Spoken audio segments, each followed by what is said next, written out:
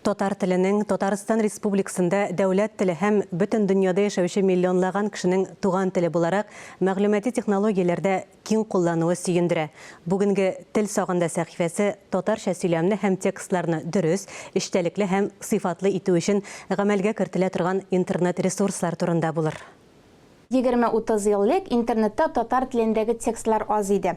Әле диплом эшен язганда, көннәр буе китапханәдә утырганым хәтердә. Хәзер бөтен мәгълүмат та электрон форматта сакланып, интернетка урнаштырыла һәм шул исәптән татар телендә дә. Телне яшәтү һәм кулланылышын популярлаштыру өчен заман сулышын тыеп эшләргә кирәк. Татарстан Фәннәр академиясенең гамәли семиотика институтына әнә шундый бурычлар куела. 90-нчы еллар башы безнең тормышыбызга компьютерлар кирип барган замана. Һәм инде ул вакытта шундый актуаль мәсьәләләрнең берсе ул татар телендә эшләү мөмкинлеген тудыру иде. Һәм инде без бу эшкә шул вакыттан бирле керештек. Аның өчен татар телендә шрифтлар төзелде, драйверлар төзелде. Һәм инде 90-нчы елдан башлап ул вакытта ул безнең Microsoftның 20 исемлектә 30-лап тел бар иде. Һәм шулар арасында татар теле ул беренче төрки теле булып керде.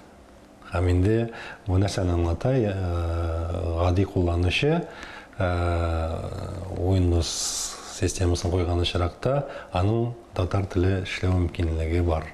Хезмәт урыны буенча көндәлек тормышта татар телен актив куллансам да, күп кенә яңа эшләнмәләр миңа да яңалык булды. Татар теле өчен беренче шундый сөйләм веб-сервисы эшләнде, ул быел эшли башлады. Теләгән кеше текстны беренче чиратта язып, әйтик татар телендә, язса, ул аны компьютер автомат рәвештә тавышландырыла. Хәерле көн, минем исемем Алсу. Ике тавыш бар, Алмаз һәм Алсу. Ягъни, әгәр дә теләсәләр, кемдер Алмаз тавышы белән эшли ала. Менә шушы программаларны татар телендә булдыру өчен нәкъ шушындый сервислар кирәк. Бер яктан сөйләмне таный торган сервис, һәм икенче яктан аны текстны яңгырата ала торган. Интернетта сыйфатлы текстлар булсын өчен сезнең белән безнең телне дөрес, урынлы куллануыбыз мөһим. Сүзлекләрнең электрон фондын biz шуннан да бик зур казанышыбыз дип саныйбыз.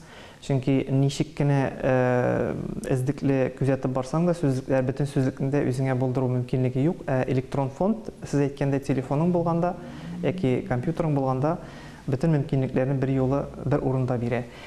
Шуңа күрә әлбәттә мондый сүзлекләр, кәгазь сүзлекләр белән чагыштырганда электрон фондтан файдаланучылар безнеңчә күбрәктер.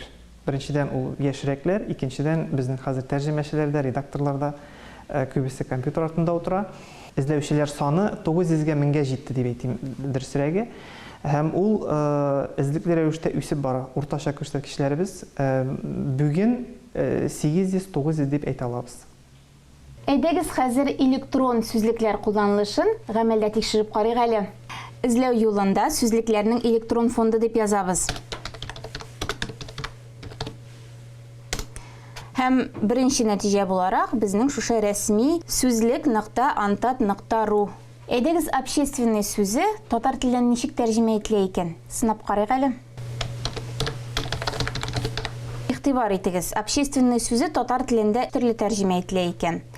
Общественные науки, иҗтимагый фәннәр, общественное мнение, җәмәгатьчелек фикере һәм общественная организация, җәмәгать оешмалары. Хәзерге татар әдәби теленең лингвистик ресурсын булдыру максатыннан туган тел татар гомум тел корпусы эшләнгән. Татар телендәге күп санлы төрле жанрларда, төрле стильләрдә язылган һәм төрле чорларда да язылган текстларны электрон форматта туплый торган информацион система. Бу ресурс 2014 елдан бирле гамәлгә ашырыла һәм бүгенге көндә аның күләме, әгәр дә без аның составына кергән текстларның исәпләп чыксак, анда 200 миллионга якын сүз. Сынап карадык. Без монда сүзне язарга мөмкин һәм аның янында билгеләр дигән таблицаны ачып, айрым сүз төркемнәрен, анда килеш, заман, сан һәм башка грамматик категорияләрне сайлап, шулай эзли аламыз. Сылу дигән сүзне алыйк. Ул инде матур сүзенең синонимы, гүзәл, шибәр, һәм без гадәттә шулай дип саныйбыз, сылу сүзе анда кызларга карата гына кулланыла дип. Корпус ярдәмендә без тикшереп каралабыз. Бәлки ниндидер текстларда, әсәрләрдә бу сүзнең кулланылышы ниндидер үзенчәлекләргә иядер. Мисалны караганда, менә бу сүз тезмә очраган җөмлә күрсәтелә тулысынча, һәм аның чыганагы кайсы текстлардан икәнлеге. Һәм без кайсы авторларга сүзне шулай куллану хас, шуны да каралабыз. Сыйфатлы мәгълүмат булу зур шартларның берсе дип әйтгәндә, ягъни никадәр ул сыйфатлырак, ул мәгълүмат димәк сервисларда шул кадәр яхшырак эшли дигән сүз. Һәм шундый төрле институтлар инде фәнни дәрәҗәдә эшләгән эшләр булса, ул инде димәк сервисларда яхшырак була дигән сүз. Шунысы куанычлы, вәзгыять уңай якка үзгәрә. Теләсә кайсы компьютерда, ноутбукта, телефонда үз туган телебездә язар өчен шрифтлар бар, мессенджерларда шундый мөмкинлекләр тудыра. Бары тик безгә татар туган телебезне кулланырга гына кирәк. Ания Гыйбадуллина, Ленар Хабибуллин, Дамир Мөхәммәтханов, Татарстан яңалыклары.